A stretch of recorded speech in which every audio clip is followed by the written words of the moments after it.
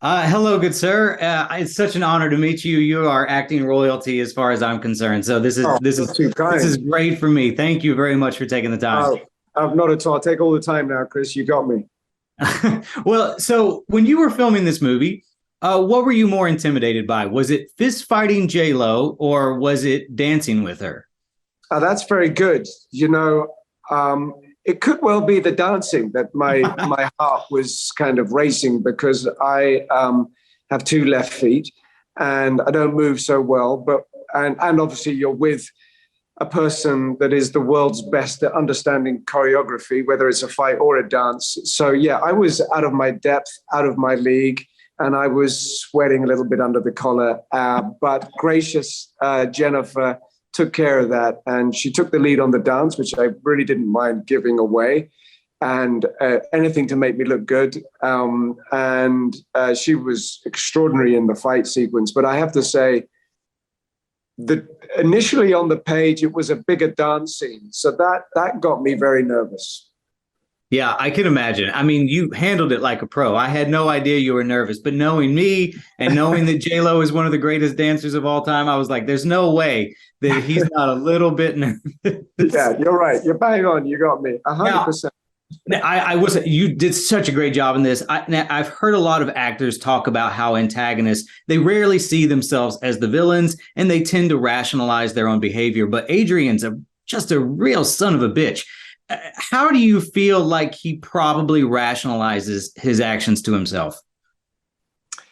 Well, I don't know how and he probably does, but I wouldn't be able to fathom how he rationalizes the violent act that he perpetrates on the mother at the beginning of the movie, because that is something I couldn't square with. That was a rough. I mean, it really that scene really took me by shock. I was like, oh, we're doing this.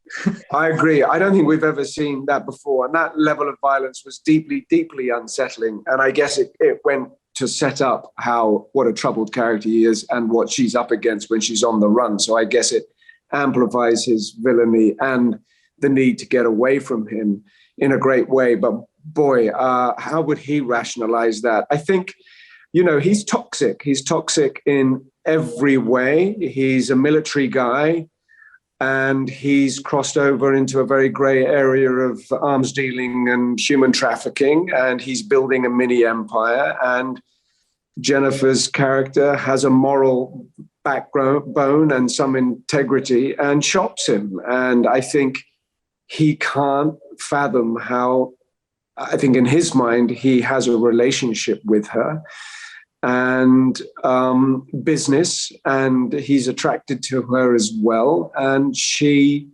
basically shops him to the feds. And I think that rage in him comes out in a way which is inexplicable.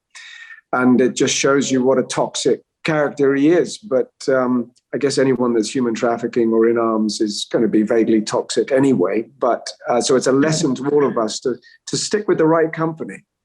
No, that's great advice for anybody. Now, Adrian, with his half-burnt face, I found him not unlike a comic book villain. Clearly, I like comic books. And so I was curious if you've ever had any discussions about diving into that world and playing a Marvel or DC character. Oh, I would love to. Listen, I'm an actor that just eats up props and makeup. So you lay them down for me and I'm going to jump in. Yeah, there is that kind of, there's an archetypal villainy in terms of the look. And I guess, that is an amplification, which it helps the daughter, Lucy, be afeared of him. And it gives him a sense of sort of history and baggage.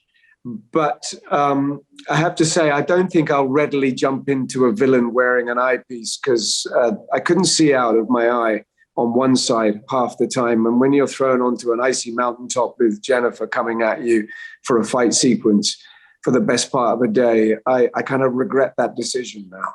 Yeah, so any villain I have won't have he'll be able to see with both eyes, I think. Yeah, time. No eye patches, nothing, no creepy. Oh, I got you. I'm sure we can find a role like that. Now, I do have to tell you, Shakespeare in Love it's one of my all-time favorite movies. I literally just watched it coming back from London last week on the plane. I watch it. I've seen it over a dozen times. I just love it. And, countless actors have performed in Shakespeare, but you've both played Shakespeare and you've performed in Shakespeare productions after the fact. And so I'm just curious about that dynamic, and like, did playing the man himself like make you at all feel closer to him or his work in some way? Do you know what? Yeah, I think it's the opposite. It's a can of worms to even try to identify who this man is. I think in many ways, he's only identifiable through his poetry. And with every play, you get a different aspect of his personality. But it's just genius. You're basically sharing genius. It's whether it's, Beethoven with music or Shakespeare with text. But I think what's really important that Shakespeare, and what I love about the film, is that it reclaimed the man and his work from dusty academics. Because I know, growing up as a kid, it was the last thing I wanted to open up was a Shakespeare play, which meant nothing to me, with this archaic language. And I think what Stoppard did and the team did was that they reclaimed it for the people in a really fun, accessible way. And I'll cherish it for that. Yeah, I love the fact that it humanizes him a little bit. I love the film for that reason. Even if it is a work of fiction, it's interesting to see him in that light. I also love Ben Affleck's cameo in the film as Ned. Did you reminisce at all with Jennifer during The Mother about your time filming with Ben? Yeah, no, I did, and I really, I love Ben, and and just for the short time that I knew him and worked with him during the time of Shakespeare, and so when I saw Ben, he visited set, and honestly, it was very emotional for me to see him again. I gave him a big hug because you're thrown right back to when you were 20 something, and it was a great time that we had. So I always have a special place in my heart for Ben.